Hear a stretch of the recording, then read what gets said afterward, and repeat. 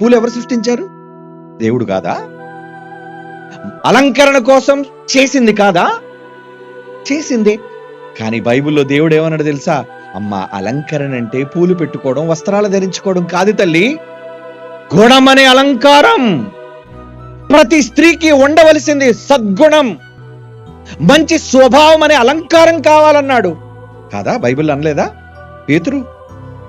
పేతురు గారు రాసిన మొదటి పత్రిక 3వ అధ్యాయం 3-4 వచనాలు చూడండి ప్రియులారా. 3-4 వచనాలు. జడలల్లుకొనుటయు, బంగారు నగలు పెట్టుకొనుటయు, వస్త్రములు ధరించుకొనుట అనేది వెలుపటి అలంకారం అమ్మా.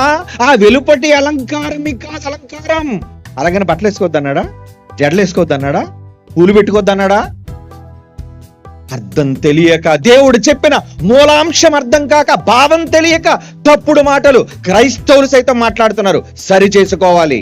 నీ వల్ల బైబిల్కి అపఖ్యాతి, అనేక మంది సేవకులను దూషించటం ఎందుకో? పూర్తిగా బైబిల్ తెలుసుకొని మాట్లాడాలి ఎవరైనా సరే.